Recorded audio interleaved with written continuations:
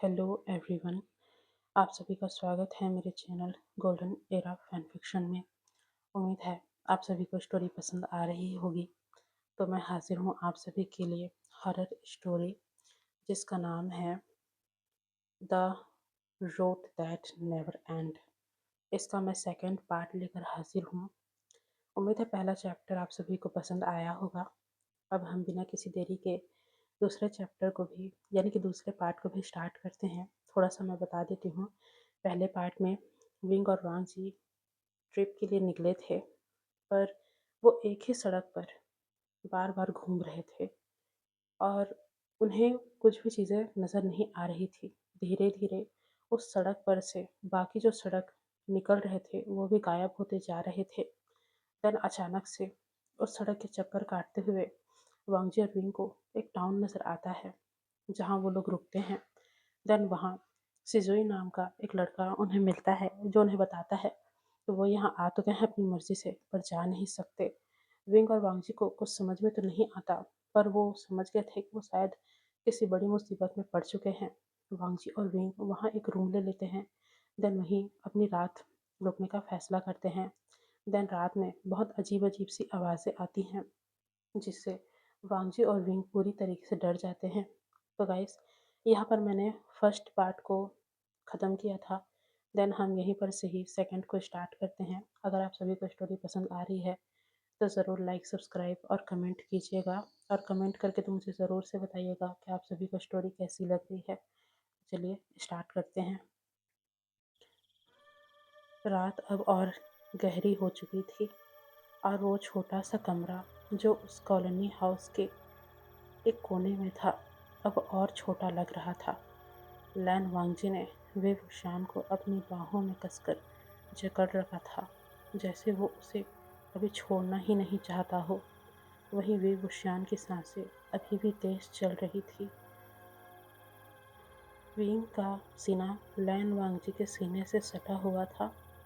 कमरे में सिर्फ बैटरी वाली टॉर्च ही जल रही थी जिसकी हल्की सी रोशनी थी जो दीवारों पर लंबी लंबी परछाइयाँ बना रही थी। बाहर से वो हंसी की आवाज़ें अब और करीब आ रही थी, जैसे कोई ग्रुप में हंस रहा हो। वहाँ एक नहीं कई सारी हंसी थी, लेकिन वो हंसी इंसानी नहीं लग रही थी। वो क्रिएचर्स की थी, मुस्कुराते हुए, लेकिन आवाज़ में एक ऐसी ठंडी सी मौत की पुकार थी जिसे विंग और वांगजी अपने दिल के अंदर तक महसूस कर पा रहे थे। वो आवाज़ वाकई में बहुत डरा देने वाली थी। वांगजी और विंग बहुत ही डरी हुई नज़रों से उस बंद दरवाजे की तरफ देख रहे थे। उन्हें ऐसा लग रहा था जैसे ये दरवाज़ा अगर टूटा तो बाहर जो भी चीज़ है वो आकर उन्हें शायद नोच खाएगी। वो बहुत ही ज़्यादा डरे हुए थे कि तभी अचानक से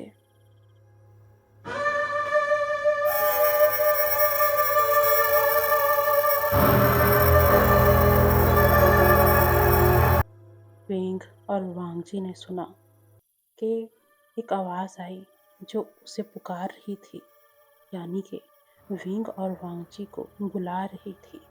उस आवाज़ को सुन के ऐसा लग रहा था जैसे उनका कोई पुराना दोस्त उन्हें बुला रहा हो, लेकिन उस आवाज़ की टोन कुछ गलत थी।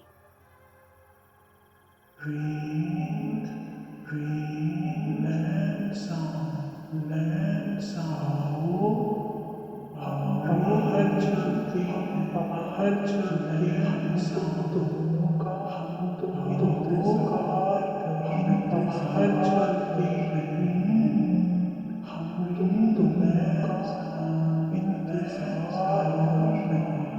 आओ दरवाजा खोलो, दरवाजा खोलो, आओ ना, दरवाजा खोलो। ये आवाज़ विंग और वांगजी को उसकी रूह तक डराने के लिए काफ़ी थी। विंग और वांगजी बहुत ही ज़्यादा डरे हुए थे क्योंकि वो नहीं जानते थे कि उस दरवाजे के पीछे जो भी चीज़ है वो क्या है। और उसकी आवाज़ इतनी अजीब क्यों है, और सबसे बड़ी बात, वो उन दोनों का नाम कैसे जानती है। विंग और वांगजी को इतना तो पता चल गया था कि उस दरवाजे के पीछे जो भी इंसान है, जो उनके बाहर निकलने का बेसब्री से इंतज़ार कर रही है, वो कोई इंसान नहीं थी, बल्कि कोई ऐसी चीज़ थी जिसके बारे में शायद अभी तक वांगजी और विंग को पता नहीं था। पर वो ऐसी कौन सी चीज़ थी, ये पता लगाना अभी बाकी था। विवुशियान ने अपना सिर लैन वांगजी के सीने से थोड़ा सा ऊपर किया। विंग की आंखें नम थी, लेकिन अभी भी उसमें वही जिद थी।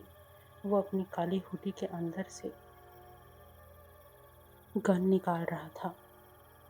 विंग को ऐसा लग रहा था कि जो भी वो चीज़ है वो उसे शूट कर देगा, लेकिन वांगजी जानता था कि वो कोई ऐसी चीज़ है जो इन सब चीज़ों से नहीं मरेगी। विंग अपनी गन को निकालने की कोशिश कर रहा था, लेकिन लैन वांगजी ने उसे रोका और कहा, मत हिलो विंग। लैन वांगजी ने धीरे से कहा था। उसकी आवाज़ शांत थी, लेकिन अंदर से मजबूत भी थी। लैन वांगजी के हाथ वेवुशियान के पेट से जकड़े हुए थे, जो विंग को गर्माहट दे रहे थे। वेवुशियान ने एक गहरी सांस ली और बोला, लैंसन, ये आवाज़ें, ये सिर्फ बाहर की नहीं है, मेरे दिमाग में भी ये सुनाई दे रही हैं। ये वॉइसेस जैसे कोई फुसफुसा रहा हो। वो कह रही हैं कि ये क्रिएचर्स हमें हमें अलग करना चाहते हैं, क्योंकि क्योंकि हम साथ हैं। ये कहते वक्त विंग की आवाज़ कांप रही थी और वो फिर से लैन वांगजी की तरफ झुक गया था। लैन वांगजी ने उसके बालों में अपनी उंगलियां फेर दी और विंग को दिलासा दिया। वांगजी ये काफ़ी सालों से करना चाहता था। उसने बहुत ही प्यार से विंग के बालों में अपना हाथ फेरा। ये सब करते वक्त उसे ऐसा लग रहा था जैसे वो ये काफ़ी सालों से करना चाहता था और आज उसकी ये इच्छा पूरी हो रही थी। तभी वांगजी ने विंग से कहा, मैं नहीं होने दूंगा, हम अलग नहीं होंगे। विंग, चाहे कुछ भी हो, मुझे नहीं पता कि बाहर जो चीज़ें हैं वो क्या हैं। मुझे नहीं फ़र्क पड़ता कि वो इंसान है या नहीं, जिंदा है या नहीं, क्या है मुझे फ़र्क नहीं पड़ता, पर वो चीज़ें हमें अलग नहीं कर सकती। ये मेरा तुमसे वादा है विंग। ये कहकर वांगजी ने विंग को और कस कर गले लगा लिया था। वांगजी की आंखें उस दरवाजे पर ही टिकी हुई थी। बाहर से अब खरोंचों की आवाज़ और तेज हो गई थी, जैसे नाखून लकड़ी के दरवाजे पर कोई फिरा रहा हो, धीरे धीरे, जानबूझकर। अब उन आवाज़ों के साथ साथ कमरे की लाइट्स अचानक से फ्लिकर करने लगी थी। पहले तो उस कमरे में लाइट ही नहीं थी, फिर अचानक से लाइट्स आईं और वो फ्लिकर करने लगी थी। और विंग और वांगजी ने जो अपने पास टॉर्च रखा था, वो भी अपने आप फ्लिकर करने लगी थी। लेकिन हैरानी की बात यह है कि उस टॉर्च में फुल चार्ज था, लेकिन वो फ्लिकर कर रही थी। कुछ देर के बाद उस कमरे में पूरा का पूरा अंधेरा छा गया था। तभी वेवुशियान ने अपनी आंखें बंद कर ली और वॉइस को सुनने की कोशिश की, जो उससे कुछ कहने की कोशिश कर रही थी। तभी विंग ने कहा, लैंसन, ये वॉइस मुझसे कुछ कह रही हैं। तभी वांगजी ने विंग के सिर पर हाथ रखा और कहा, क्या कह रही हैं, क्या तुम समझ पा रहे हो? इस पर विंग ने हाँ में सिर हिलाया और विंग ने कहा, लैंसन, ये ये ये वॉइस कह रही हैं, ये टाउन एक कर्स है। लोग यहाँ फंसते हैं और रात में वो क्रिएचर्स निकलते हैं, लेकिन अगर हम साथ रहे तो शायद शायद कोई रास्ता निकल पाए। हमें हमें इनसे बचना होगा। ये कहकर विंग उठने लगा था, लेकिन लैन वांगजी ने उसे वापस से पकड़कर नीचे बैठा दिया था। बेड के किनारे पर कमरा छोटा सा था। उस कमरे में एक पुराना बेड था, एक कुर्सी थी, और दीवार पर कुछ पुराने पोस्टर्स लगे हुए थे, जिसे देखकर ऐसा लग रहा था कि ये कोई 90s के मूवी के पोस्टर्स हैं। फर्श पर कारपेट थी, लेकिन वो काफ़ी गंदी और फटी हुई थी। तभी लैन वांगजी ने अपनी ग्रे ब्लेजर उतार दी और विभूषण के कंधों पर डाल दी और कहा, ठंड लग रही होगी ना, इसे ले लो। हालांकि वहाँ काफ़ी गर्मी थी, लेकिन डर से उन दोनों को ठंड महसूस हो रही थी और विभूषण ने मुस्कुराने की कोशिश की थी और कहा, लैन सैन, तुम हमेशा ऐसे ही करते हो, तुम हमेशा ऐसे ही हो, केयरिंग, लेकिन कभी बोलते नहीं। इस पर वांगजी ने कुछ नहीं कहा था। विंग और वांगजी एक दूसरे को देखने लगे थे। वो दोनों एक दूसरे को देखने में खोने ही वाले थे कि तभी अचानक से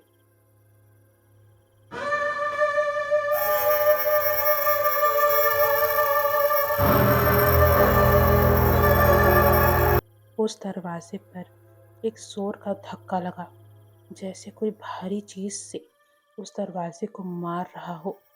इस धक्के से वो पूरा कमरा हिल गया था। बेहोशियान चौंक कर उसने लैन वांगची का हाथ कस कर पकड़ लिया था और विंग ने घबराते हुए कहा, लैन सैन, वो अंदर अंदर आने की कोशिश कर रहे हैं। लैन सैन, हम क्या करें? तभी लैन वांगजी ने वो उठा और उसने अपने हाथों में अपने बेचैन को ले लिया था।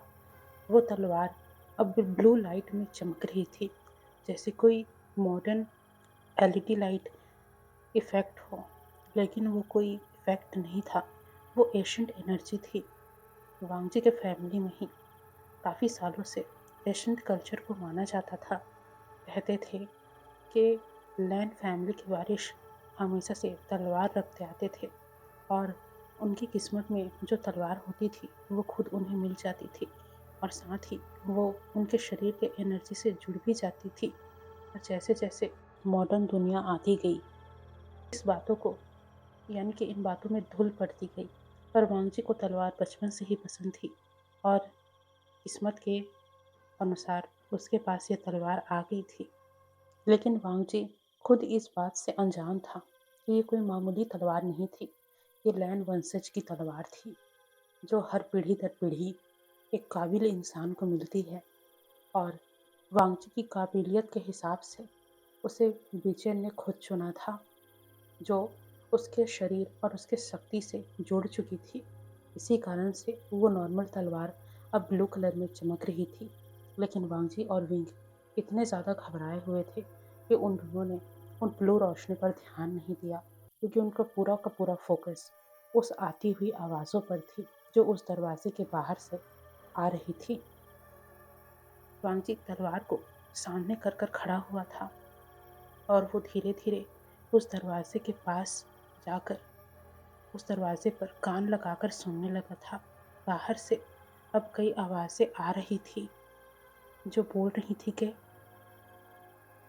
खोलो, खोलो, खोलो दरवाजा, खोलो, खोलो। हम तुम्हारी जैसे ही दिखते हैं, हम तुम्हारी जैसे ही दिखते हैं। हम तुम्हें कुछ नहीं करेंगे, हम दरवाजा कुछ नहीं करेंगे। हम तो बस दरवाजा खोलो, किस्मत हम तो बस खोलो, तुम दोनों किस्मत पे खोलो, दरवाजा खोलो।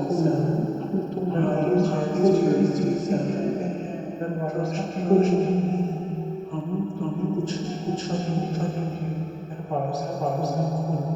हम तो बस तुम दोनों किस्मत पे पहुंचाते हैं। दरवाजा खोलो, खोलो। दरवाजा खोलो, खोलो। ये आवाज़ें सुनकर विंग और वांगजी को ऐसा लग रहा था जैसे जैसे कि वो उनका सिर खा रहे हों अंदर से। तभी विंग ने वांगजी से पूछा, वो लोग क्या कह रहे हैं? मुझे समझ में नहीं आ रहा है लैन सैन। तभी वांगजी ने कहा, विंग, वो लोग कह रहे हैं कि हम दरवाज़ा खोलें, हम बुरे नहीं हैं, वो हमें नुकसान नहीं पहुंचाएंगे, वो बस हमारे साथ खेलना चाहते हैं, यही बोल रहे हैं। ये सुनकर विंग बहुत गुस्सा हो गया था। वो गुस्से गुस्से में अपना गन निकाल कर उस दरवाजे की तरफ बढ़ा, पर वांगजी ने उसे रोक लिया और उसे कहा, क्या कर रहे हो विंग, बात को समझो, वो इंसान नहीं है। तभी विंग ने गुस्से में वांगजी से कहा, तुम्हें कैसे पता, तुम्हें कैसे पता लैंसैन कि वो इंसान नहीं है।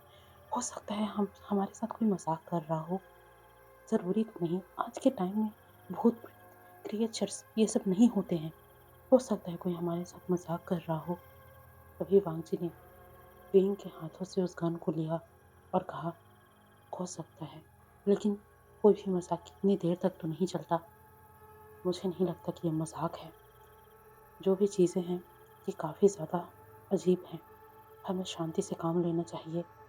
इस तरीके से हड़बड़ाना ठीक नहीं है विंग। एक गलत कदम और हम अपनी ज़िंदगी से हाथ धो बैठेंगे। मेरी बात को समझने की कोशिश करो। जिस पर विंग ने बहुत ही मुश्किल से अपने गुस्से को संभाला और वो वापस वहीं जाकर बैठ गया जहाँ पर वो बैठा था। और वांगजी कभी विंग को देखता तो कभी उस डोर को देखता जहाँ से अजीब अजीब तरीके की आवाज़ आ रही थी। सबसे ज़्यादा परेशान विंग ही था इन आवाज़ों से, क्योंकि विंग को ऐसा लग रहा था जैसे ये आवाज़ उसके शरीर के अंदर तक उसे छिछोड़ कर रख दे रही है।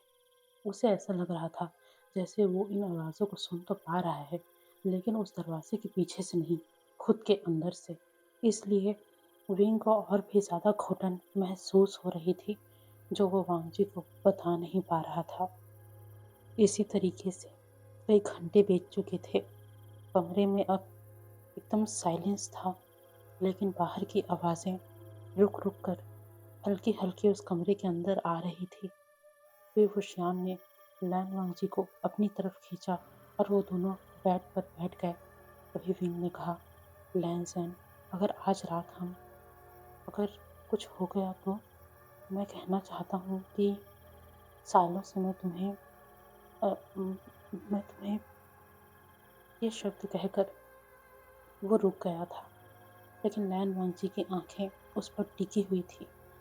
वांगजी की आंखें गहरी और इंटेंस थी। फिर वांगजी वो आगे झुका और उसने बेहोशियान के गाल पर हाथ रखा और वांगजी ने विंग से कहा, विंग। वांगजी की आवाज़ काफ़ी धीरे थी, लेकिन पहली बार इतनी नर्म थी कि ये सुनकर बेहोशियान की आंखें अपने आप ही बंद हो गई और लैन वांगजी ने आगे बढ़कर उसके होठों पर अपने होठ रख दिए। उनके बीच एक किस हुआ, छोटा सा, लेकिन उसमें सारे इमोशन मिक्स हो गए थे। वो किस गर्माहट से भरा हुआ था, उसमें डर भी था और प्यार भी था। फिर वो श्यान ने उस किस को धीरे धीरे स्पीड अप किया और उसके हाथ लैन वांगजी के बालों में चले गए। वो किस और भी ज़्यादा लंबा हो गया, जैसे समय वहाँ पर रुक गया हो। बाहर की आवाज़ें अब उन्हें दूर लगने लगी थी। लैन, मैं तुमसे प्यार करता हूँ। वे वुशियान ने किसके बाद फुसफुसा कर कहा, लैन वांगजी। वो मुस्कुराया। वो वो स्मेल काफ़ी ज़्यादा रेयर थी और उसने मुस्कुराते हुए विंग से कहा, मैं भी तुमसे प्यार करता हूँ विंग, हमेशा से। वो दोनों एक दूसरे को देख रहे थे। आखिरकार उन दोनों ने कन्फेस कर दिया था। ये उनके लिए काफ़ी बड़ी बात थी। हालांकि उन लोगों ने सोचा नहीं था कि वो एक दूसरे को ऐसे हालात में प्रपोज करेंगे, पर हालात अब उनके हाथों से निकलती हुई उन्हें महसूस हो रही थी। इसलिए अपने दिल की बात कह देना ही उन्हें ठीक लगा था। वो दोनों एक दूसरे की तरफ देख रहे थे कि तभी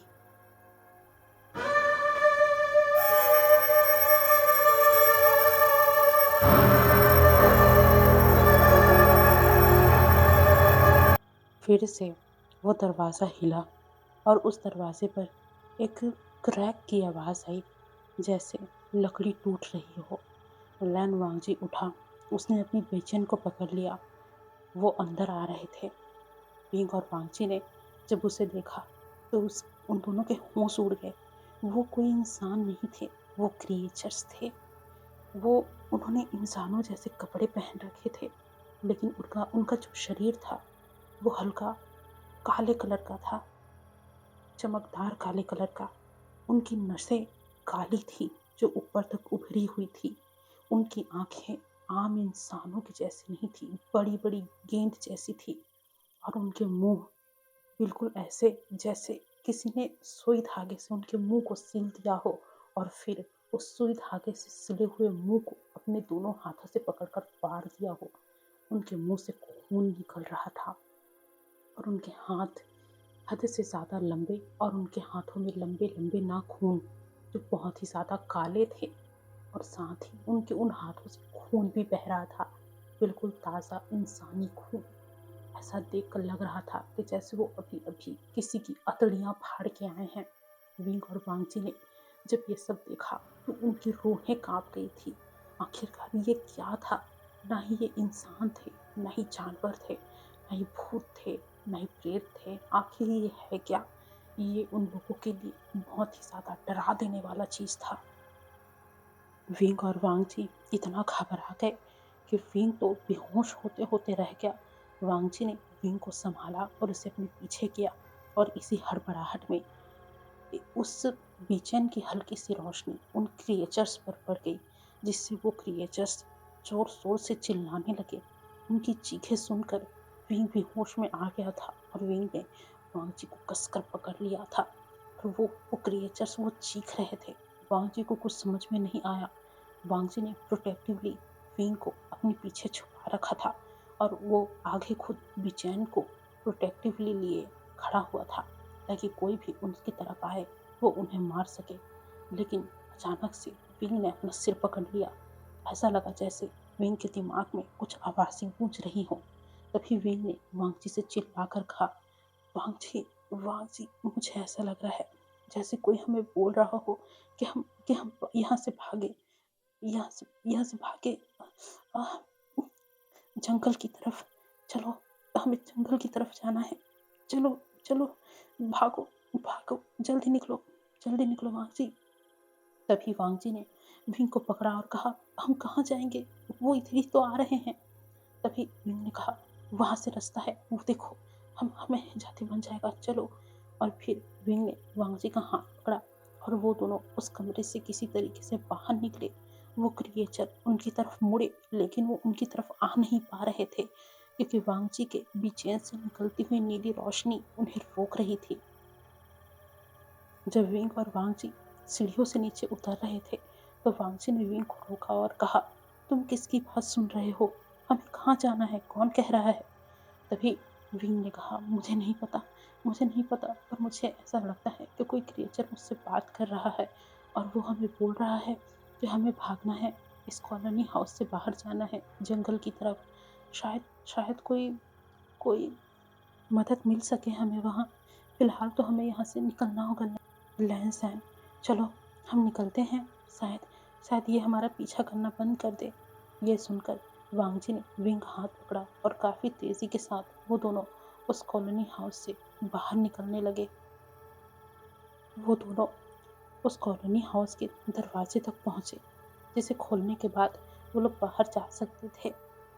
विंग दरवाज़ा खोलने ही वाला था कि वांगजी ने कहा, रुक जाओ विंग, पहले देखते हैं कहीं कि कोई क्रिएचर बाहर भी ना हो, हम खतरे में पड़ सकते हैं। इस पर विंग ने हाँ में सिर हिलाया, और वांगजी ने पहले तो कान लगा के सुना, लेकिन बाहर सब साइलेंस था, कोई आवाज़ नहीं आ रही थी। तभी लैन वांगजी ने हल्का सा दरवाज़ा खोला। उसने देखा बाहर अंधेरा था, लेकिन कोई क्रिएचर नहीं था। तभी वांगजी ने कहा, अभी सेफ है, हमें निकलना चाहिए। वो दोनों बाहर निकले, हाथों में हाथ डाले, कॉलोनी हाउस की हॉल से वो दोनों गुजर रहे थे। तभी उन दोनों की नज़र लैन सिजोई पर पड़ी, जो वहीं पर सोफे के पीछे छिपा हुआ था, और उसके हाथों में काफ़ी सारे ड्रग्स भी थे। उसने उस ड्रग्स को ऐसे पकड़ रखा था जैसे कि वो उसकी ज़िंदगी हो। तभी सिजुई ने उन दोनों को देखा और चिल्लाते हुए कहा, तुम दोनों पागल हो गए हो क्या? यहाँ से भागना मतलब अपनी जान को न्योता देना। वो लोग यही चाहते हैं कि तुम दोनों भागो, इसलिए जाओ, अंदर जाओ और छुप जाओ, भागो मत, सवेरे होने का इंतजार करो, जाओ, छुप जाओ। पर विंग ने उसकी बात नहीं सुनी, और वो दोनों बाहर की तरफ दौड़े। वो दोनों अब उस कॉलोनी हाउस से बाहर निकल चुके थे। उन दोनों ने देखा सड़क के बगल में ही जंगल है। वो दोनों दौड़े और जंगल करीब था उनके। वो धीरे धीरे उस जंगल के और अंदर जाने लगे। उस जंगल के पेड़ बहुत ही ज़्यादा अजीब थे, ऐसे जैसे कि किसी का किसी का शरीर लटका हुआ है उस जंगल के पेड़ों में। पेड़ों की परछाइयाँ ऐसी लग रही थी जैसे वो खुद एक आत्मा हो। विंग और वांगची भागते हुए अब जंगल के काफी अंदर आ चुके थे कि तभी अचानक से विंग रुक गया।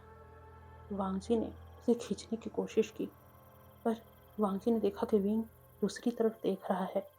तो वांगची ने विंग को आवाज दी, विंग चलो। विंग रुके क्यों हो विंग? तभी विंग ने वांगची के हाथों को थपथपाया और अपनी उंगली से दूसरी तरफ देखने के लिए इशारा किया। और वांगची ने गौर से जब दूसरी तरफ देखा तो वांगची की आंखें फटने को आ गई थी। वहां एक लड़की थी जिसने व्हाइट कलर का वन पीस ड्रेस पहन रखा था। उसका ड्रेस फटा हुआ था, उसके पूरे ड्रेस पर ब्लड लगे हुए थे, जगह जगह से उसे नोचा गया था। और वो लड़की खड़ी रो रही थी। वो विंग की तरफ अपने हाथ फैलाकर बोल रही थी, help me, help me, please help me. तभी विंग उसकी तरफ बढ़ने वाला था कि वांगची ने उसका हाथ पकड़ा और कहा, तुम पागल हो, ये क्रिएचर हो सकता है विंग, दूर रहो। तभी विंग ने कहा, उसे मदद की जरूरत है, वो क्रिएचर नहीं लगती। विंग और वांगची बात कर ही रहे थे कि वो लड़की धीरे धीरे आगे बढ़ने लगी। जब वांगची ने महसूस किया कि वो लड़की आ रही है तो उसने विंग के कमर को पकड़ा और उसे खींचना शुरू किया। विंग को ऐसा लग रहा था जैसे विंग के पैर जम से गए हैं। तभी उस लड़की ने वांगची को बहुत गुस्से में देखा और कहा, छोड़ दो उसे। और वांगची ने उस लड़की से गुस्से में कहा, भूल जाओ, मैं इसे नहीं छोड़ूंगा। जैसे ही वांगची ने ये कहा, वो लड़की अचानक से पागलों की तरह चीखने लगी और उस लड़की की आंखों से खून निकलने लगा। उस लड़की की आंखें अपने आप फट गई और वहां से दो हाथ निकलने लगे। यहाँ तक कि उस लड़की के मुंह से भी एक हाथ निकल आया और वो लड़की उल्टा होकर, यानी कि उसकी पोजीशन पूरी की पूरी उल्टी हो गई और वो अपने दोनों हाथ पैरों से जानवरों की तरह दौड़ते हुए विंग और वांगची की तरफ आने लगी। जैसे ही विंग और वांगची ने ये देखा, उनकी सांसें रुक गई, वो दोनों भागने लगे थे। विंग ने वांगची का हाथ कस के पकड़ रखा था और वांगची भी एकदम पागलों की तरह भाग रहा था। वो नहीं चाहता था कि विंग उसके हाथ लग जाए और वो दोनों बहुत ही तेजी के साथ भाग रहे थे। ऐसा लग रहा था जैसे वो दोनों अभी रुके और बस उनका खेल खत्म।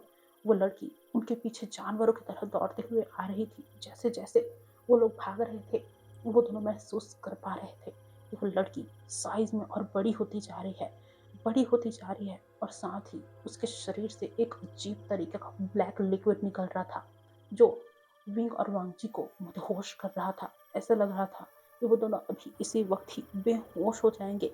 लेकिन विंग और वांगजी किसी तरीके से खुद को संभाल रहे थे और उन्होंने अपने नाक को भी अपने हाथों से बंद कर रखा था ताकि वो स्मेल उन्हें ज़्यादा दिक्कत ना दे सके। भागते भागते वो दोनों एक ट्री के पीछे छुप जाते हैं। विंग ने वांगजी को कस के पकड़ रखा था और वांगजी ने विंग को जकड़कर अपनी गोद में बैठा रखा था। विंग बहुत बुरी तरीके से डरा हुआ था। तभी वांगजी हल्के से अपना सिर निकाल कर देखता है कि वो क्रिएचर कहाँ पर है। तो वांगजी की आंखें जो देखती है, ये देखकर वांगजी का दिल जैसे धड़कना बंद कर देता है। वो क्रिएचर वहीं बस खड़ा हुआ था। उसकी बड़ी बड़ी गोल आंखें उन दोनों को ढूंढ रही थी कि तभी उस क्रिएचर ने अचानक से अपने मुंह से निकला हुआ हाथ खींचा और वो हाथ निकल भी आया और वो क्रिएचर बहुत ही ज़्यादा बुरे तरीके से उस हाथ को चबा चबा कर खाने लगा था। और वो उसे खाते वक्त बहुत ही मज़े से ये कह रहा था कि तुम दोनों कहाँ हो, मैं तुम दोनों को भी इसी तरीके से चबा चबा के खाऊंगा। इंसानी मांस बहुत समय के बाद मुझे दिखा है, ओह मैं तुम दोनों को खा जाऊंगा। ये कहकर वो इधर उधर उन दोनों को ढूंढ रहा था। पर जैसे ही वांगजी ने ये सब देखा, उसने वापस से अपने सिर को पीछे कर लिया था। वांगजी बहुत बुरी तरीके से डर गया था, पर इस वक्त वांगजी को खुद को संभालना था क्योंकि अगर वो डरता तो विंग भी डरता। इसलिए वांगजी ने खुद को संभाला और वो दोनों वहां पर कुछ समय तक बैठे रहे। कुछ समय के बाद वांगजी ने फिर देखा, लेकिन वहाँ पर वो क्रिएचर नहीं था। वांगजी ने विंग को उठाया, लेकिन विंग बहुत डरा हुआ था, वो उठ नहीं रहा था। वांगजी ने विंग के सिर को पकड़ा और कहा, विंग मुझे देखो विंग, ये इस वक्त हम डर नहीं सकते, हमें बचना है, हमें वापस अपने घर जाना है, अपने मॉम डैड के पास, समझ गए? हमें एक दूसरे के साथ जिंदगी बितानी है। अभी तो हमने एक दूसरे को अपने प्यार का इजहार किया है, मैं भी नहीं मरना चाहता, मैं तुम्हारे साथ अपनी ज़िंदगी बिताना चाहता हूँ, और उसके लिए हमें उठना होगा, हमें लड़ना होगा, हमें यहाँ से निकलना होगा, समझे? जिस पर विंग ने हाँ में सिर हिलाया। विंग की आंखों से आंसू नहीं रुक रहे थे, क्योंकि उसने ये सब कभी फील नहीं किया था, और अचानक से ये सब देखकर उसकी आत्मा फटने को थी। किसी तरीके से वांगजी ने विंग को संभाला। वो दोनों उठे और धीरे धीरे वापस से उस क्रिएचर को जिस साइड उन लोगों ने देखा था, उसके दूसरी साइड की तरफ वो भागने लगे थे। वो भाग रहे थे कि तभी उन्हें अचानक से एक आवाज आई।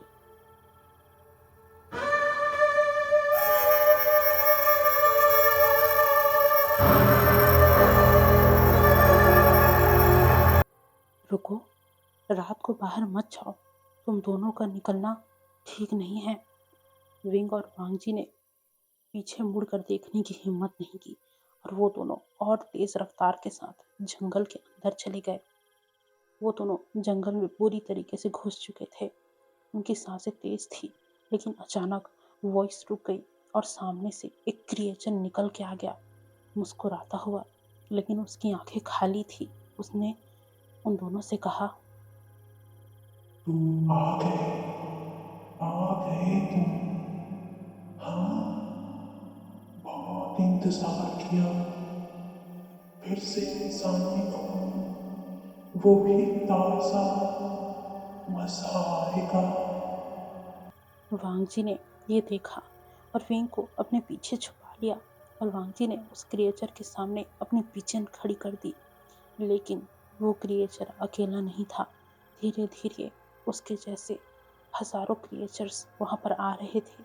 उन क्रिएचर्स की संख्या बढ़ रही थी, और ये देखकर अब वांगजी के माथे से भी पसीना छूटने लगा था।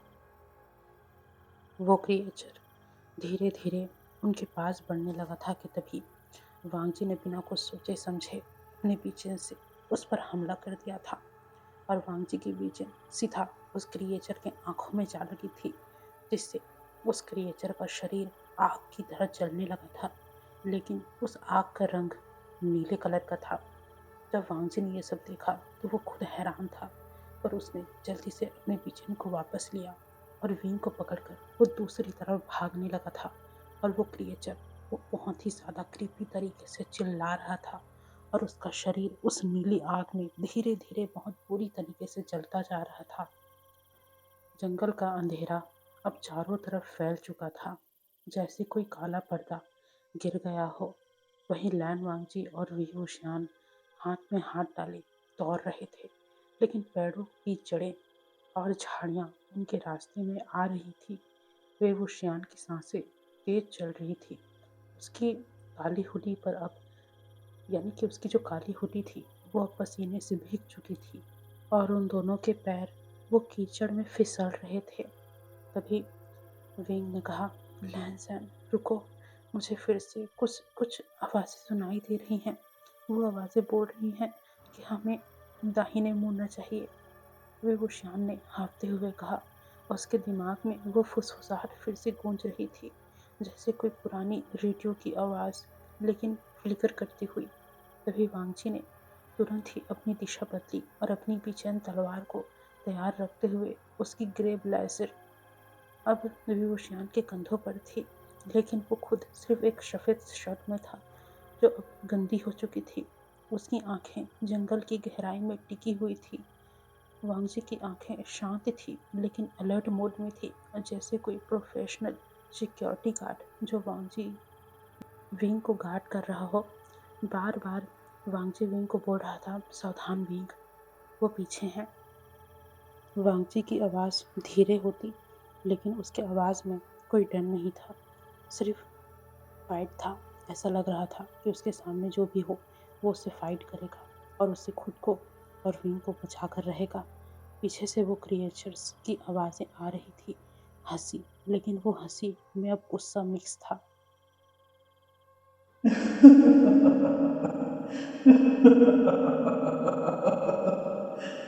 कहाँ भाग रहे हो?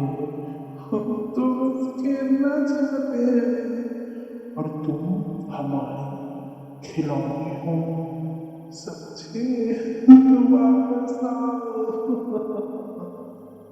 विंग और वांगजी भाग रहे थे, लेकिन विंग ने जब उन क्रिएचर्स की आवाज़ को सुना तो विंग ने पीछे मुड़ कर देखा और विंग को पीछे नजर आया कि दूर से, ज़्यादा दूर नहीं लेकिन दूर से 3 से 4 फिगर्स हैं जो उनकी तरफ आ रही हैं और उनको देख रही हैं। उनके चेहरे पर मुस्कुराहट थी, उनके चेहरे काले थे लेकिन उनकी आंखें लाल थी जो बहुत ही ज़्यादा भयानक लग रही थी। उन सभी का फिगर्स इंसानों जैसा था, वो इंसानों जैसे दिख रहे थे, लेकिन उनकी जो स्किन थी वो काली और पीले कलर की थी और जगह जगह से फटी हुई लग रही थी और उनसे ब्लड आ रहा था। कुछ क्रिएचर्स तो डॉल की तरह दिख रहे थे, लेकिन अच्छी डॉल नहीं, बुरी डॉल, भयानक डॉल की तरह। विंग वहाँ खड़े होकर ये सब देख रहा था कि तभी विंग को महसूस हुआ कि वो सब काफ़ी तेज़ रफ्तार से उनके करीब आ रहे हैं। ये देखकर विंग बहुत ज़्यादा डर गया और विंग और वांगजी ने भागना शुरू कर दिया, लेकिन विंग बार बार पलट पलट कर देख रहा था। तभी विंग ने चिल्लाते हुए कहा, लैंसन, वो करीब आ रहे हैं। तभी विंग ने एक पत्थर उठाया और पत्थर से उनको मारने की कोशिश की। वो पत्थर जाकर एक डेमोन के सिर पर लगा, लेकिन उसे कुछ नहीं हुआ, कुछ भी नहीं। वो रुक गया, लेकिन फिर रुकने के बाद उसने विंग को बहुत ही खा जाने वाली नज़र से देखा और विंग ने देखा कि पत्थर लगने के बाद उस क्रिएचर के सिर से ब्लैक कलर का ब्लड निकल रहा है। लेकिन जैसे ही उस क्रिएचर को पत्थर लगा था वो और भी ज़्यादा गुस्सा हो गया था और भी तेज रफ्तार के साथ विंग के पास आने लगा था, जिसे देखकर विंग बहुत ही ज़्यादा डर गया था और विंग और वांगजी फिर से बहुत ही ज़्यादा तेज रफ्तार के साथ भागने लग गए थे। वो दोनों भाग ही रहे थे और विंग पीछे मुड़ मुड़ कर देख रहा था और वो क्रिएचर्स काफ़ी तेज़ी से उनके करीब आ रहे थे कि विंग का बैलेंस बिगड़ा और वो काफ़ी तेज़ी के साथ ज़मीन में जा गिरा, जिससे विंग के पैर पे मोच आ गई थी। विंग तेज़ी से चीखा और विंग की चीख को सुनकर वो क्रिएचर्स बहुत बुरी तरीके से हंसने लगे थे। देखकर ऐसा लग रहा था कि वो क्रिएचर्स उन दोनों का मजाक उड़ा रहे हों। विंग चल नहीं पा रहा था। वांगजी ने उसे उठाया और कहा कि चलो कोशिश करो, लेकिन विंग चल नहीं पा रहा था। उसके पैर में काफ़ी तेज़ी से चोट लगी थी। तभी विंग ने कहा कि मैं चल नहीं पा रहा हूँ, तुम मुझे छोड़ दो और जाओ लैंसैन। तभी लैंसैन ने कहा, नहीं, मैं तुम्हें छोड़कर नहीं जाऊँगा, चाहे कुछ भी हो जाए। फिर वांगजी ने विंग के कमर को पकड़ा और उसे सहारा दिया और कहा, तुम कोशिश मत करो, मैं संभाल लूँगा, तुम बस मेरे साथ रहो। और फिर वांगजी विंग को संभालते हुए आगे बढ़ने लगा था, लेकिन विंग के पैर पर चोट लगी थी, जिससे उनकी रफ्तार काफ़ी कम हो गई थी और वो क्रिएचर्स काफ़ी जल्दी जल्दी उनकी तरफ बढ़ रहे थे। जैसे जैसे वो क्रिएचर उनके क्लोज आ रहे थे, विंग और वांगजी को बहुत अजीब सी स्मेल फील होने लगी थी। ऐसी स्मेल जैसे एक सड़ी हुई लाश की। वो दोनों बर्दाश्त नहीं कर पा रहे थे उस स्मेल को। विंग ने तो उल्टियाँ भी कर दी थी, क्योंकि उसे ये सब सहन नहीं हो रहा था। पर मरता क्या नहीं करता। वो दोनों इसी हालत में भाग रहे थे और वो क्रिएचर्स उनके पीछे आ रहे थे। विंग और वांगजी जैसे जैसे आगे बढ़ रहे थे, जंगल और भी ज्यादा खतरनाक और घना होता जा रहा था। पेड़ों की शाखाएं उनके चेहरे पर लग रही थी, जिनसे उनके चेहरे छील रहे थे और उनके चेहरे से भी ब्लड आ रहा था। और हवा में सड़न की बदबू थी, जैसे कोई पुरानी लाश सड़ गई हो। वो धीरे धीरे वो बदबू और भी ज्यादा फैल रही थी। वो दोनों भाग रहे थे कि तभी अचानक से विंग के दिमाग में एक वॉइस गूंजी। विंग ने अपना सिर पकड़ लिया और विंग रुक गया था। तभी विंग ने कहा, वांग जी, वांग जी, ये कुछ कुछ बोल रहे हैं, मुझसे मुझे मुझे समझ नहीं आ रहा है, मुझे मुझे बचाओ वांग जी। तभी वांग जी ने विंग को कस के पकड़ा और कहा, सुनने की कोशिश करो, सुनने की कोशिश करो विंग, शांत हो जाओ, शांत हो जाओ। विंग और वांग जी, उन्होंने देखा कि पीछे से वो क्रिएचर्स भी आ रहे हैं। तभी वांग जी विंग को लेकर एक पेड़ के पीछे चला गया, जहाँ पर वो क्रिएचर्स उन्हें देख ना पाए। और हुआ भी ऐसा ही। वो क्रिएचर्स उनके पास तो आए, लेकिन वो उन्हें देख नहीं पाए और उन्हें छोड़कर आंखें निकल गए। जैसे जैसे वो क्रिएचर्स जा रहे थे, उनके पीछे से यानी कि उनके पैरों के कदमों से एक ब्लैक लिक्विड निकल रहा था, जो बहुत ही ज़्यादा अजीब था और उससे बहुत ही गंदी स्मेल आ रही थी, जो विंग और वांगजी फील कर पा रहे थे। विंग और वांगजी शांति से पेड़ के अंदर छुपे हुए थे, और जब वांगजी ने अपना सिर बाहर निकाल के देखा तो देखा कि वहाँ पर अभी कोई भी क्रिएचर्स नहीं है, वो आगे निकल चुके हैं। तभी विंग ने कहा, वांगजी, मुझे मुझे वो लोग बोल रहे हैं कि यहाँ रुको, यहाँ एक पुराना टावर है, ऊपर चढ़ो। तभी वांगजी ने कहा, कहाँ है टावर, मुझे नज़र नहीं आ रहा है। तभी विंग ने कहा, मेरे ख्याल से हमें थोड़ा इधर उधर देखना चाहिए, शायद हमें पता चल जाए। जिस पर विंग ने भी यानी कि वांगजी ने भी हाँ में सिर हिलाया। वो दोनों धीरे धीरे बाहर निकले। अब तक विंग का जो पैर था वो पहले से ठीक हो गया था, यानी कि विंग थोड़ा चल पा रहा था, और वो दोनों इधर उधर उस जगह को ढूंढ रहे थे। लेकिन तभी दूर से ही वांगजी को नजर आया कि वहाँ एक क्रिएचर घूम रहा है, तो उसने फिर से छुपने की कोशिश की और वो दोनों फिर से छुप गए, जिससे वो क्रिएचर उनको फिर से देख नहीं पाया। और इसी तरीके से छुपते छुपते वो दोनों इधर उधर देखने लगे थे। तभी वांगजी को एक रास्ता नजर आया, और वी वुशियान और लैन वांगजी जो है उस तरफ चले गए।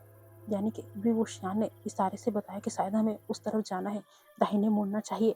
और विंग और वांगजी उधर ही चले गए थे, और वांगजी ने देखा कि दाहिनी तरफ बहुत सारा छोटा छोटा घास है, और एक बेलों की घास से एक जगह अच्छे से ढकी हुई है। तभी विंग ने उस बेलों के घास के ऊपर अपने हाथ रखे और उस बेलों को तोड़ना शुरू किया। वांगजी को समझ में नहीं आ रहा था कि विंग क्या कर रहा है। तभी विंग ने कहा, वांगजी इसे हटाओ, मेरी मदद करो, वो आवाज़ें बोल रही हैं कि मैं इन सब चीज़ों को हटाऊं। तभी वांगजी ने भी उस चीज़ों को हटाने की कोशिश की, और देखते ही देखते उन लोगों ने उन बेलों को हटा दिया था। और वांगजी और विंग ने देखा कि सामने एक पुराना टावर है, बिल्कुल एक लंबा बड़ा सा जला हुआ। वो टावर जला हुआ था, लेकिन अभी भी काफ़ी मजबूत लग रहा था। वो टावर टाउन के बाहर था, लेकिन जंगल में छुपा हुआ था। तभी लैन सैन ने वहाँ उस टावर के अंदर जाने का दरवाज़ा देखा और विंग का हाथ पकड़ कर कहा, चलो विंग, अंदर चलते हैं। और वो दोनों अंदर घुस गए थे, और बाहर वो क्रिएचर उन दोनों को ढूंढ रहे थे बहुत बुरी तरीके से। उस टावर के अंदर विंग और वांगजी सीढ़ियों से ऊपर चढ़ने लगे थे। सीढ़ियाँ काफ़ी ज़्यादा पुरानी थी, हर कदम पर क्रैक की आवाज़ आ रही थी, और नीचे से क्रिएचर्स की आवाज़ आ रही थी। उनके नाखून टावर के लोहे के गेट पर खरोंचे मार रहे थे। एक क्रिएचर तो ऊपर चढ़ने की भी कोशिश कर रहा था, लेकिन लैन वांगजी ने अपनी बेचैन निकाली और उसकी तरफ की, जिससे एक ब्लू रोशनी निकली, और वो क्रिएचर तेजी से नीचे चीखता हुआ गिर गया था। जिसे देखकर विंग ने कहा, बहुत ही अच्छा शॉट है लैंसैन। जिस पर लैंसैन ने भी हाँ में सिर हिलाया था।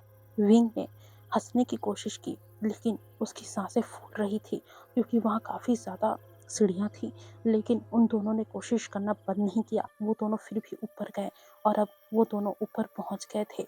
वो दोनों ऊपर पहुँच कर रुके, और टावर के टॉप में उन्हें एक छोटा सा प्लेटफॉर्म नज़र आया, जहाँ से पूरा टाउन दिख रहा था।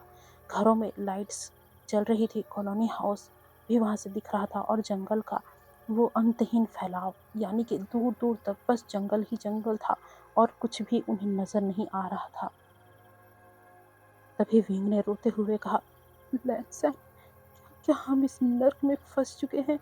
जिस पर वांगजी ने विंग के कंधे पर हाथ रखा और कहा, हम जहाँ भी हैं साथ रहेंगे विंग, और मुझे नहीं पता कि हम यहाँ से कैसे बाहर निकलेंगे, लेकिन हम हार नहीं मानेंगे। जिस पर विंग ने भी वांगजी के हाथ को पकड़ा और कहा, हाँ, हम हार नहीं मानेंगे लैंसन। विंग और वांगजी उस जगह को देख ही रहे थे कि अचानक से फिर से विंग को अपने दिमाग में आवाज़ें गूंजने लगी थी। विंग अपना सिर पकड़कर नीचे बैठ गया था। तभी विंग ने चिल्लाकर वांगजी से कहा, वो वांगजी, वो फिर से मुझसे कुछ कह रहे हैं। तभी वांगजी ने विंग को सहारा दिया और कहा, समझो वो क्या कह रहे हैं, सुनो। तभी विंग ने कहा कि वो बोल रहे हैं कि देखो, वो जो ट्री गिरा हुआ है उसके नीचे एक टनल है, लेकिन सावधान, वो टनल एक राज है। ये कहते हुए विंग फिर से गिर गया था। विंग उठ नहीं पा रहा था, क्योंकि उसके दिमाग में जो आवाज़ें गूंज रही थी वो बहुत ही ज़्यादा तेजी से गूंज रही थी, जिसे विंग हैंडल नहीं कर पा रहा था। थोड़ी देर के बाद विंग के दिमाग से वो आवाज़ें गूंजना बंद हुई और विंग गहरी गहरी सांसें ले रहा था और वांगजी विंग के सिर को सहला रहा था। तभी विंग बहुत ही ज़्यादा दर्द में था। तभी विंग ने वांगजी के हाथ को पकड़ा और बोला, मैं ठीक हूँ लैंसैन। तभी वांगजी ने कहा, उसने ट्री के बारे में बोला, क्या तुम पता लगा सकते हो कौन सा है? जिस पर विंग ने हाँ में सिर हिलाया और वो उठा और वो दोनों वहीं बाहर से ही उस ट्री को ढूंढने लगे थे। तभी विंग को थोड़ी ही दूर में एक ट्री गिरा हुआ नजर आया। दूर से वो दोनों उस ट्री को देख पा रहे थे। तभी विंग ने बताया, ये हो सकता है। और जैसे ही उन दोनों ने ये कहा, फिर से विंग के दिमाग में आवाज़ें गूंजने लगी थी और विंग ने कहा, ये यही वो टनल है और इस टनल में कोई सीक्रेट है, कोई पुराना सीक्रेट। ये कहकर विंग ने अपना सिर पकड़ लिया था और लैन वांगजी वो नीचे देख रहा था। नीचे और भी ज़्यादा क्रिएचर्स हो गए थे, करीब 6 से 7। वो घेरा बनाकर खड़े थे और वांगजी ने कहा, उस ट्री के पास जाने के लिए हमें नीचे जाना पड़ेगा। और विंग ने डरते हुए कहा, अगर हम नीचे गए तो वो लोग हमें मार देंगे। जिस पर वांगजी ने कहा, तुम मेरे साथ रहना, बाकी मैं संभालता हूँ। इस पर विंग ने हाँ में सिर हिलाया और वांगजी ने उसका हाथ पकड़कर कहा, हमें लड़ना होगा। इस पर विंग ने भी हाँ में सिर हिलाया, लेकिन उनकी आंखें एक दूसरे पर ही टिकी हुई थी। उनके आंखों में दृढ़ संकल्प था कि वो दोनों एक दूसरे से जुदा नहीं होंगे। तभी विंग ने कहा, लहसन, अगर कुछ हुआ तो याद रखना कि हम दोनों एक हैं और मेरा वो किस रियल था। मैंने तुम्हें हमेशा से चाहा है लहसन। तभी वांगजी ने उसकी ओर देखा और धीरे से उसके माथे पर किस किया और कहा, हाँ, हम साथ हैं और हम साथ बाहर निकलेंगे विंग, और हमारी जिंदगी की नई शुरुआत करेंगे। जिस पर विंग ने वांगजी को गले लगा लिया था और विंग की नसें उभर के आ रही थी, क्योंकि विंग के दिमाग में बार बार वो आवाज़ें गूंज रही थी कि नीचे जाओ, उस ट्री के पास जाओ, नीचे जाओ, उस ट्री के पास जाओ। गाइस, यहाँ पर अगर आपको समझ में नहीं आता है तो मैं आपको बता देती हूँ कि विंग के ब्रेन में उसे अजीब सी आवाज़ें सुनाई देती हैं जो उन्हें इस जगह से निकलने का जो है तरीका बता रही हैं। इसलिए बार बार विंग के दिमाग में वो आवाज़ें गूंज रही हैं और वो आवाज़ क्या है, इसलिए है, अच्छी है कि बुरी है, ये नहीं पता।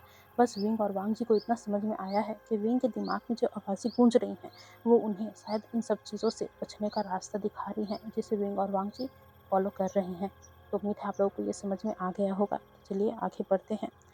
धीरे धीरे विंग और वांगजी उतरने लगे थे नीचे, लेकिन जैसे ही उन लोगों ने दरवाज़ा खोला, क्रिएचर्स ने उन पर अटैक कर दिया और लैंग वांगजी ने अपनी बीचन निकाली और उस बीचन से उस क्रिएचर के 2 टुकड़े कर दिए। वो क्रिएचर चीखने लगा और नीचे गिर गया, लेकिन उसकी बॉडी वहाँ से डिसअपियर नहीं हुई, बस वो वहाँ लेटी रही। वो क्रिएचर चिल्लाता रहा और फिर चिल्लाते चिल्लाते वो वहीं पर ढेर हो गया।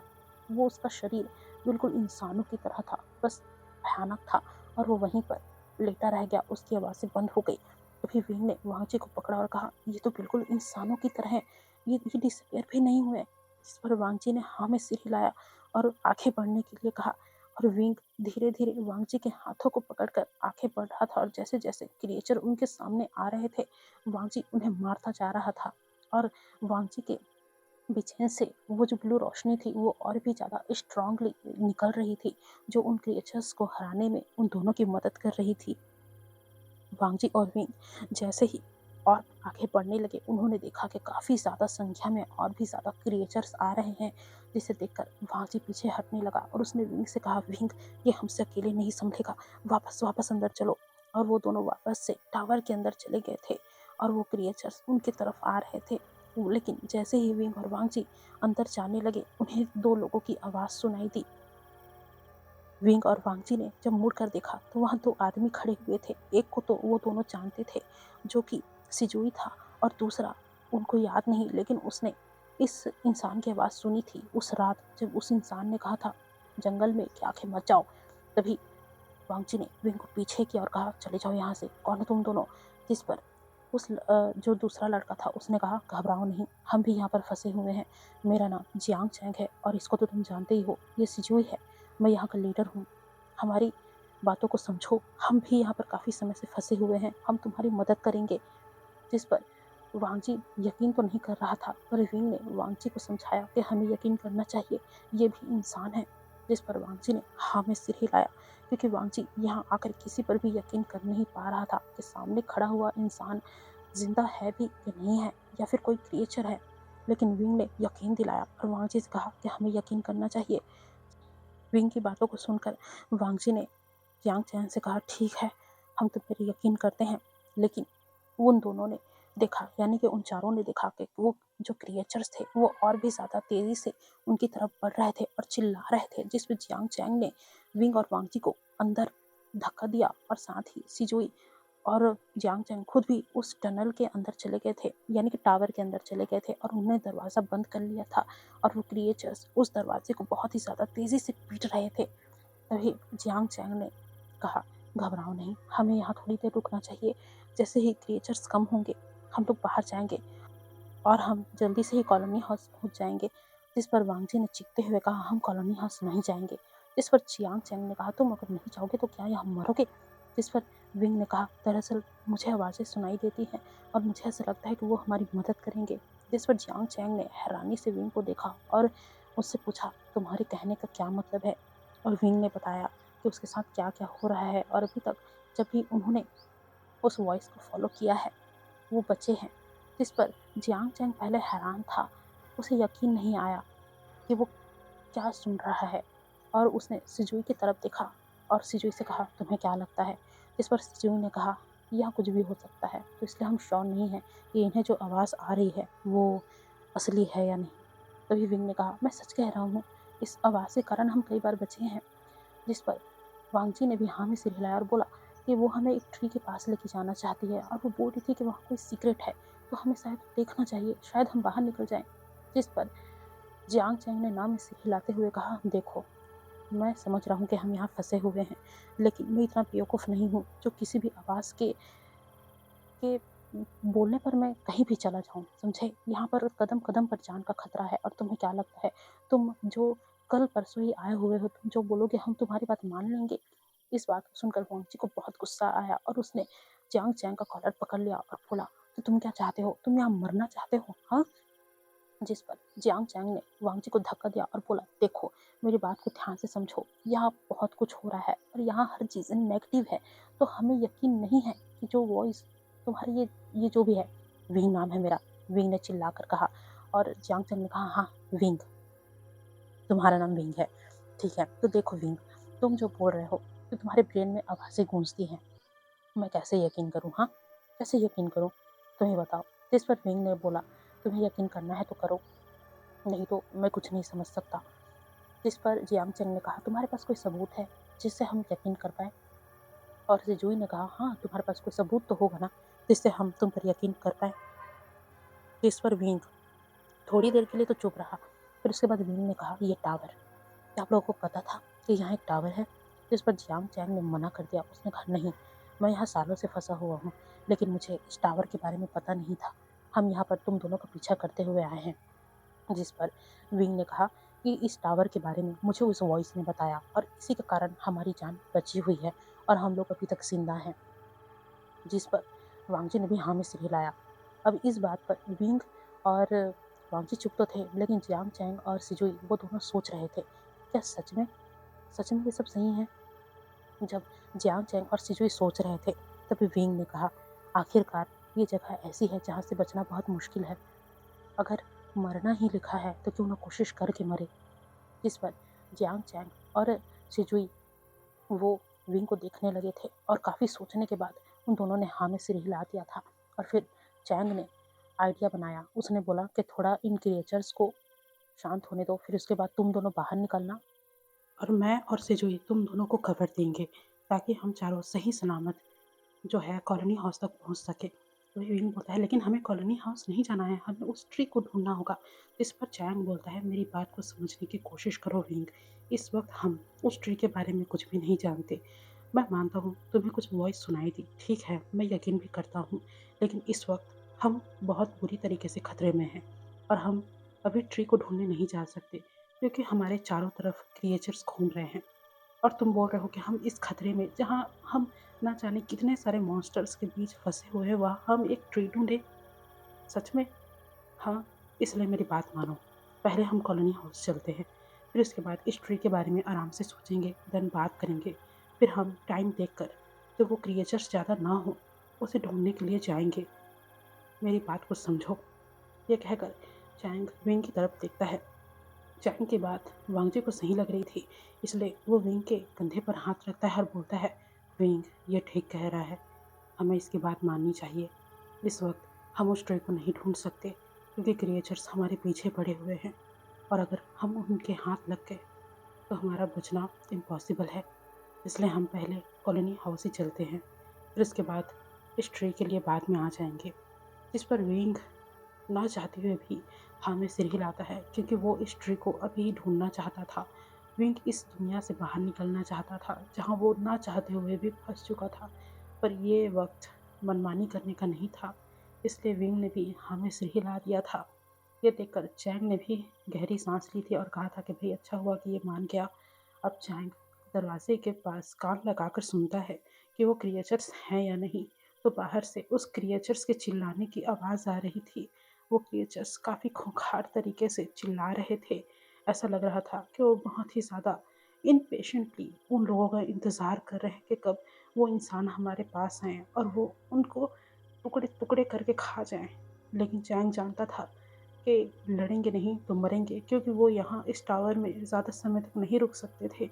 यहाँ कोई सुविधा नहीं है, जिसके कारण वो तो यहाँ मर ही जाएंगे अगर वो लोग रुकेंगे तो। इसलिए उनको इन क्रिएचर से लड़कर उस कॉलोनी हाउस तक जाना ही पड़ेगा। और फिर सबने प्लान बनाया और लगभग लगभग 2 घंटे के आसपास जब क्रिएचर्स की आवाज़ें काफ़ी हद तक कम हो गई थी, तब चैंग ने कहा, ये सही वक्त है हमारे निकलने का।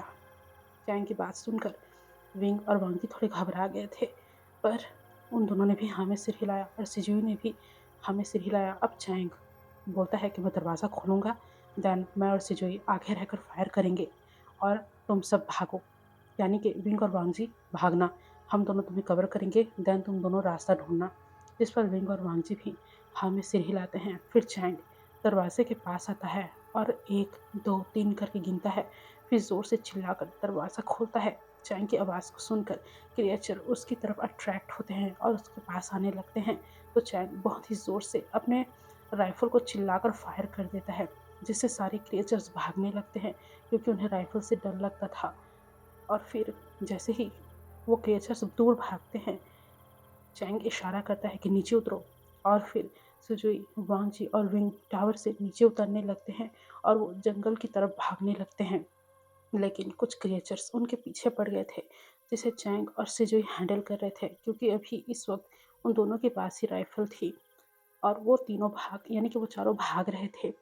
विंग और वांगजी बीच में थे और सिजुई और चैंग उन दोनों को सेफली जंगल के अंदर लेके जा रहे थे। काफ़ी दूर भागने के बाद वो लोग एक अजीब से भूल भुलैया जैसी जगह में पहुंच जाते हैं, लेकिन वहाँ बस क्रिएचर्स नहीं थे। तभी सिजोई बोलता है, चैंग हम कहाँ पहुँच गए हैं। तभी चैंग इधर उधर देखते हुए बोलता है, मुझे भी नहीं पता, मैं इतने सालों से इस जगह में फंसा हुआ हूँ, लेकिन मैंने आज तक ऐसी जगह नहीं देखी। और वहीं विंग और वांगजी उन दोनों ने एक दूसरे को कसकर पकड़ रखा था क्योंकि वो अभी जहाँ थे वो बहुत ही अजीब जगह थी। वो जंगलों के बीच में थे, यानी कि लग रहा था कि वो बीच जगह है। चारों तरफ पेड़ ही पेड़ थे, सामने एक खुला मैदान था और उस जंगल के पेड़ों में ढेर सारे बड़े बड़े मकड़ियों के जाले थे, लेकिन वहाँ मकड़ियाँ नहीं थी। तभी वांगजी ने कहा, मेरे ख्याल से हमें हमें इन जालों को हटाना चाहिए। जिस पर चैंग ने रोकते हुए कहा, देखो हम यहाँ किसी चीज़ को छू नहीं सकते, पता नहीं वहाँ से क्या निकल आए। इस पर विंग ने कहा, अगर हम छुएंगे नहीं तो पता कैसे चलेगा, हम यहाँ रुक नहीं सकते, वो क्रिएचर्स आते होंगे। जैसे ही विंग ने ये कहा, उन चारों को फिर से क्रिएचर्स के चिल्लाने की आवाज़ें आने लगी, जिसे सुनकर चैंग ने कहा, ठीक है मैं देखता हूँ, और वो उन जालों की तरफ आगे बढ़ा।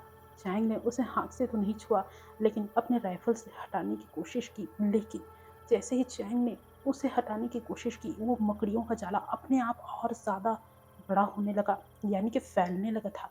ये देखकर चैंग एकदम हैरान हो गया था और वो पीछे हटने लगा था, क्योंकि चैंग के छूते ही वो मकड़ी के जाले एक लेयर और बन गए थे, यानी कि एक लेयर पूरा एक चक्कर और लगा लिया था। ये देखकर वो चारों वाकई बहुत ज़्यादा डर गए थे। विंग और वांगजी तो डरे ही थे, लेकिन चैंग और सिचुई हद से ज़्यादा डर गए थे क्योंकि इतने सालों से वो लोग यहाँ फंसे हुए हैं, लेकिन आज तक उन लोगों ने ऐसा कुछ भी नहीं देखा था जो पहली बार वो लोग अपने सामने महसूस कर रहे थे। चैंग और सिजुई और विंग और वांगजी एक घेरे में आकर खड़े हो जाते हैं और वो देख रहे थे, उनकी आंखों के सामने वो जाले फैल रहे थे, वो भी बहुत तेजी के साथ। तभी सिजुई और चैंग अपने राइफल को एक्शन में ले लेते हैं। उन्हें लग रहा था कि शायद कोई क्रिएचर बाहर निकल आएगा, लेकिन ऐसा कुछ हुआ तो नहीं था। वो जाले एक लेयर घूमने के बाद रुक गए थे। तभी विंग ने कहा, क्या कोई क्रिएचर आएगा? जिस पर वांगची ने उसे पकड़कर कहा, पता नहीं, पर हमें तैयार रहना चाहिए। और चैंग और सिजुई भी बिल्कुल तैयार थे कि तभी चैंग को नजर आया कि उन जालों के बीच में दो सिर हैं। वो सिर अजीब से दिख रहे हैं। वो सिर इधर उधर नहीं बल्कि आपस में जुड़े हुए हैं, और उस सिर का सिर्फ एक ही आंख है जो उसके माथे पर है। वो आंखें येलो कलर में चमक रही थी। ये देखकर चैंग की सांसें जैसे रुक सी गई थी, क्योंकि यहाँ उसने वाकई बहुत सारी चीज़ें देखी थी, पर ये क्या है ये उसे समझ में नहीं आ रहा था। तभी चैंग ने, जो अपने बगल में खड़े हुए वांगजी से कहा, वांगजी, तुम्हें वो दिख रहा है जो मुझे दिख रहा है? जिस पर वांगजी ने चैंग की तरफ देखा और चैंग की आंखों को फॉलो करते हुए उस साइड में देखा जहाँ चैंग को वो क्रिएचर नजर आ रहा था, यानी कि वो अजीब सी चीज़ नजर आ रही थी। तभी वांगजी ने देखा कि वहाँ पर उसे चीज़ तो नज़र आ रही है, लेकिन वो बिल्कुल अलग थी। यानी कि जैसे चैंग को नज़र आ रही थी कि उसका दो सिर है और उसमें एक आंख है, लेकिन वांगजी को नज़र आ रही थी कि वहाँ एक सिर है और उसकी दो आंखें हैं, एंड देन नीचे कुछ भी नहीं है, यानी कि सिर्फ उसका सिर है। और उसके सिर के नीचे से जैसे पेड़ों के लताएं होती हैं, वो होती है ना टहनियाँ, वैसी उसके शरीर से लटक रही होती हैं। ये देखकर वांगजी की सांसें भी रुकने को हो गई थी। तभी चैंग ने पूछा, बोलो ना, क्या तुम्हें दिखाई दे रहा है? इस पर वांगजी हाँ में सिर हिलाता है।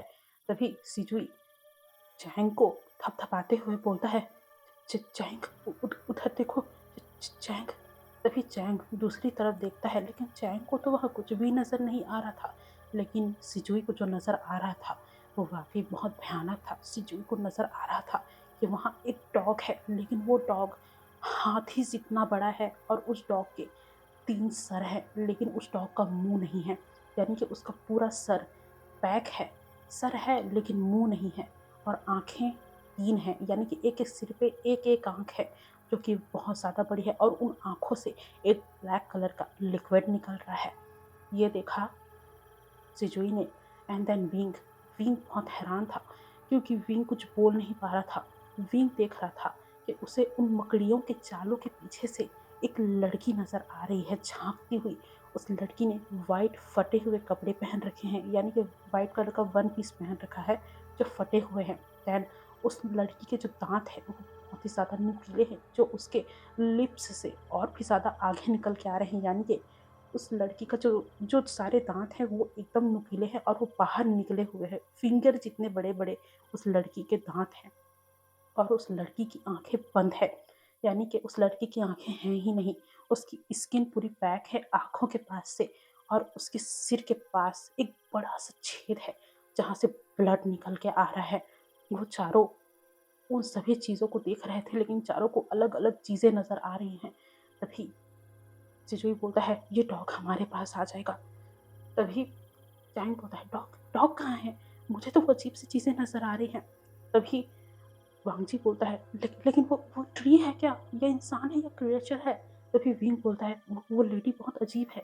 तभी उन चारों को समझ में आता है कि उन चारों को जो चीज़ें दिख रही हैं वो अलग अलग हैं, एंड हम श्योर नहीं हैं कि वो भूत हैं कि क्रिएचर्स हैं कि zombies हैं, पता नहीं। तभी चैंग बोलता है, देखो, हमें डरने की ज़रूरत नहीं, वो बस हमें देख रहे हैं और वो दूर हैं, हमें डरने की ज़रूरत नहीं। जिस पर विंग बोलता है, पर वो हमारे काफ़ी पास है, वो दूर नहीं है।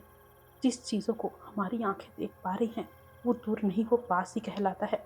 जिस पर सिजोई बोलता है, हाँ वो हमारे पास है, लेकिन हम उसको कुछ नहीं कर सकते। जिस पर वांगजी बोलता है, हमें शांत रहना चाहिए, शायद हम शांत रहे और हम हिले डुले ना, तो हमें कुछ ना करे, भाग जाए। जिस पर चैंग बोलता है, मेरे ख्याल से हमें हेलुसिनेशन हो रहा है, ये जगह है ही ऐसी, श्रापित है ये साला, इसलिए हमें हमें शायद बस बस ये वहम है, हमें वहम हो रहा है। जिस पर विंग कहता है, हो सकता है तुम तीनों को वहम हो रहा हो, पर मुझे वहम नहीं हो रहा है, उधर देखो गाइस। ऐसा कहकर विंग अपनी उंगली उस तरफ करता है और हम देखते हैं कि वो लड़की, यानी कि वो जो लेडी थी, वो धीरे धीरे उन जालों से बाहर आ रही थी। एंड देन वो जैसे जैसे बाहर आ रही थी, उसकी हड्डियां चटकने की इतनी तेज आवाज आ रही थी जिसे चैंग, जुई और वांगजी भी सुन पा रहे थे। एंड उस लड़की के बॉडी से ब्लैक कलर का लिक्विड भी निकल रहा था और ब्लड भी निकल रहा था। यानी कि उस लिक्विड और ब्लड को हम पहचान सकते हैं, इस तरीके से वो निकल रहा था। और वो लड़की जैसे जैसे आ रही थी, उसकी बॉडी अजीब ही तरीके से मुड़ रही थी। यानी कि हड्डियां चटकती है तो शरीर हिलता है ना, उसी तरीके से उस लड़की की बॉडी हिल डुल रही थी। वो लड़की कभी अपने बाजुओं को आगे मोड़ती, कभी पीछे, कभी पूरी तरीके से टर्न हो जाती। देन आखिर में वो लड़की पूरी तरीके से टर्न हो गई। उस लड़की का सिर पीछे, यानी कि जो आंखें का हिस्सा होता है वो पीछे हो गया था, और पीछे का जो हिस्सा है वो आंखें हो गया था। उसके पैर उल्टे हो गए थे एंड उसके हाथ भी उल्टे हो गए थे। उसका सिर बीच से अलग हो गया था, जहाँ से उस वहां से एक और सिर निकल रहा था। यानी कि उस लड़की का सिर बीच से अलग हो चुका था। देन वहां से एक छोटा सा और सिर निकल के आ रहा था, जो एक बॉल के आकार का था, यानी कि बॉल जितना बड़ा था। और वो लड़की जोर से चिल्लाती है। ये देखकर चारों के चारों बहुत ही ज़्यादा डर जाते हैं और वो सब चैंग के पीछे जाकर छुप जाते हैं, क्योंकि इस वक्त सिर्फ चैंग के पास ही राइफल थी। तो फिर चैंग बोलता है, तुम सभी मुझे क्यों आंखें कर रहे हो, वो मुझे खा जाएगी। जिस पर विंग बोलता है, क्या क्या ये तुम लोग को नजर आ रही है। जिस पर वो लोग हाँ में सिर हिलाते हैं। तभी सिजुई उस तरफ देखता है जहाँ उसे वो डॉग नजर आया था, लेकिन अब वो डॉग वहाँ पर नहीं था। और वांगजी भी उस तरफ देखता है जहाँ उसे वो अजीब सा क्रिएचर दिखा था, लेकिन वो क्रिएचर भी वहाँ पर नहीं था। लेकिन जो चैंग ने देखा था, वो चीज़ वहीं पर ही खड़ी हुई थी और वो चैंग उसे देख पा रहा था। तभी चैंग ने कहा, जो जो चीज़ मैंने देखी है वो अभी भी मुझे दिख रही है, क्या तुम लोगों को वो दिख रही है। तभी वांगजी, विंग और सिजुई उस तरफ देखते हैं जहाँ चैंग ने देखा था, लेकिन उन लोगों को वहाँ कुछ भी नजर नहीं आ रहा था, जिसको वो लोग बता भी देते हैं। जिस पर चैंग बोलता है, जो भी चीज़ है बहुत बुरी है, बहुत ज़्यादा बुरी। लेकिन वो तीनों विंग के देखे हुए चीज़ को देख पा रहे थे, और वो जो लड़की है वो बहुत ही ज़्यादा क्रीपी तरीके से उनकी तरफ आगे बढ़ रही थी, एकदम स्लोली। तभी सिजुई बोलता है, क्या ये मून वॉक कर रही है। तभी चैंग सिजुई के सिर पर मारते हुए बोलता है, गधे, वो धीरे आ रही है, इस कारण हमें थोड़ा सोचने का मौका मिल रहा है, और उसको आइडिया मत दे कि वो तेजी से आए। जिस पर सिजुई हाँ में सिर हिलाता है, लेकिन जैसे ही वो चारों फिर से उस तरफ देखते हैं, वो लड़की गायब हो चुकी थी। जिस पर चारों का दिल धक से रह जाता है। और सिजुई चैंग को गले लगाते हुए बोलता है, वो कहाँ गई, क्या क्या वो अचानक से इधर उधर आएगी, क्या वो मुझे खा जाएगी। जिस पर चैंग बोलता है, हाँ तुझे खा जाएगी, फिलहाल तो शांत रह, मुझे समझ में नहीं आ रहा है कि वो क्या थी। वो चारों इधर उधर देख रहे थे कि तभी हम उन चारों के सिर के ऊपर देखते हैं, वो लड़की उन चारों के सिर के ऊपर घूम रही थी, यानी कि हवा में लटकी हुई थी। और वो लड़की बहुत ही ज़्यादा क्रीपी दिख रही थी। उस लड़की के शरीर से ब्लैक कलर का स्मोक निकल रहा था, और उस ब्लैक स्मोक से छोटे छोटे क्रिएचर्स निकलकर उस जंगलों में फैल रहे थे, जो उन लोगों को नजर नहीं आ रहा था। विंग, वांगजी, चैंग और सिजुई इधर उधर देख रहे थे, लेकिन उनको थोड़ा सा भी नहीं पता था कि उनके सिर के ऊपर वो लड़की अभी भी है। तभी अचानक से वो ब्लैक कलर का लिक्विड वांगजी के चिक्स पर गिरता है, जिसे वो टच करके देखता है। वो बहुत ही ज़्यादा गंदा और चिपचिपा लग रहा था।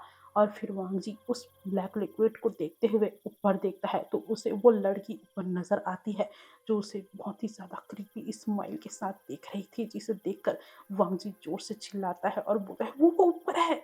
और फिर चारों ऊपर की तरफ देखते हैं, और वो चारों अलग अलग दिशाओं में हट जाते हैं, और वो लड़की जहाँ पर वो लोग खड़े हुए थे वहीं पर सीधा नीचे लैंड होती है। वो लड़की वहीं जमीन पर बैठ जाती है, और चैंग, सिजुई, वांगजी और विंग इधर उधर, यानी कि जंगलों में घुस चुके थे। जैसे ही वो लोग भागे थे, वो मकड़ियों का जाला भी खुल गया था, यानी कि उसने उन्हें रास्ता दे दिया था। लेकिन इस बात का पता उन चारों को पड़ा ही नहीं था। वो चारों इतने ज़्यादा डर गए थे। और जैसे ही वो चारों अलग अलग दिशा में घुसे, वो मकड़ी का जाला फिर से बंद हो गया था। यानी कि वो लोग जहाँ से घुसे वो दरवाज़ा बंद हो चुका था और हम उस क्रिएचर को देखते हैं, यानी कि उस लड़की को देखते हैं। वो लड़की बहुत क्रीपीली हंसती है और बोलती है, जाओ जाओ, तुम मौत के मुंह में जा रहे हो। कब तक बचोगे? मैं आ रही हूँ, आ रही हूँ। ऐसा बोलकर वो लड़की बहुत क्रीपीली हंस रही थी और उन उसकी जो हंसी थी वो विंग वांगची, चैंग और सिजुई सुन पा रहे थे। और उन सभी के माथों पे बहुत पसीना था, क्योंकि वो चारों अब अलग हो चुके थे, बिछड़ चुके थे और उनके पास किसी तरीके का कोई हथियार भी नहीं था। हथियार के नाम पर सिर्फ चैंग और सिजुई के पास ही राइफल्स थी। वो दोनों तो बच भी सकते थे, लेकिन विंग और वांगजी वो कैसे बचेंगे? ये बहुत ही ज़्यादा मुश्किल था। वांगजी विंग को आवाज़ दे रहा था, पर विंग तक वांगजी की आवाज़ नहीं पहुंच रही थी। उन चारों को सिर्फ उसकी हंसी ही सुनाई दे रही थी, उस क्रिएचर की। ओके गाइस, तो आज के लिए बस इतना ही। मैं इसे काफ़ी टाइम से रिकॉर्ड कर रही थी, लगभग 4 दिनों से मैं इसे रिकॉर्ड करना चाहती थी, पर किसी न किसी दिक्कत के कारण ये रुक रुक कर रिकॉर्ड हो रहा था, यानी कि कुछ मिनट्स का अभी, कुछ मिनट्स का बाद में, ऐसे करके ये रिकॉर्ड हो रहा था, जिसके कारण इतना टाइम लगा इसे आने में। उम्मीद है आप सभी को पहला चैप्टर पसंद आया होगा, यानी कि पहला पार्ट पसंद आया होगा। इसका सेकंड पार्ट है, धीरे धीरे काफ़ी सारे चीज़ें और खुलती जाएंगी कि आखिरकार विंग और वांगजी कौन सी दुनिया में पहुंच गए हैं एंड ये सारे क्रिएचर्स क्या हैं। और अब तो चारों के चारों, यानी कि सिजुई, चैंग और विंग और वांगजी अलग हो चुके हैं और वो खुद को कैसे सेफ रखेंगे, कैसे बच पाएंगे। देन मैं कोशिश करूँगी कि इसका जो अगला चैप्टर है, यानी कि अगला पार्ट है, सॉरी गाइस, जो मेरा चैप्टर वाला चैनल है ना, उसमें चैप्टर बोलते बोलते मेरे मुंह में चैप्टर जैसे घुस सा ही गया है, तो हर चीज़ में मुझे चैप्टर ही बोलने का मतलब बोलना नहीं चाहती, पर मुंह से निकल जाता है, तो आप सब समझ जाइएगा। ओके, तो इसका सेकंड जो पार्ट है मैं जल्दी लाने की कोशिश करूँगी। तब तक आप इसे एंजॉय करें एंड कैसा लगा मुझे ज़रूर बताना। एंड इसका जो अगला चैप्टर है मैं कोशिश करूँगी कि अगले चैप्टर में ये स्टोरी ख़त्म हो जाए। अगर नहीं हुआ तो इसका और भी चैप्टर आएगा, क्योंकि धीरे धीरे ये स्टोरी मज़ेदार होती जा रही है। देन आप सभी ज़रूर से चैनल को सब्सक्राइब कीजिएगा, लाइक कीजिएगा और अपने दोस्तों को शेयर करके बताइए भाई कि हॉरर स्टोरी धमाल मचा रही है इस दुनिया में। और ढेर सारी कमेंट्स से मेरे कमेंट बॉक्स को भर दीजिए, ताकि मैं आगे भी आप सभी के लिए ऐसी मज़ेदार स्टोरीज लेके आऊँ। तो मिलते हैं हम इस स्टोरी के अगले पार्ट में। वैसे तो गाइस मैंने सोचा था कि मैं इसे 2 घंटे का बना दूँगी, पर बहुत मुश्किल से इतना ही रिकॉर्ड हो पाया मुझसे, क्योंकि मेरी जो तबीयत है वो अभी भी ठीक नहीं हुई है। रह रहकर बार बार मुझे ज़ुकाम फिर से चढ़ता जा रहा है, जिसके कारण मुझसे जितना भी रिकॉर्ड हुआ वो मैंने आप सभी के सामने पेश कर दिया है। तो उम्मीद है आप सभी इनसे एंजॉय करेंगे। देन मिलते हैं हम इसके अगले पार्ट में। बाय गाइस, सभी अपना ध्यान रखें और हाँ, इधर उधर ना भटके, नहीं तो क्या पता आप सब भी उसी जंगल में पहुंच जाए जहाँ विंग वांगजी, चैंग और सिजुई फंसे हुए हैं। आप सबके पास तो हथियार भी नहीं होंगे ना, तो इसलिए संभल के। मिलते हैं इसके अगले चैप्टर में। Bye guys.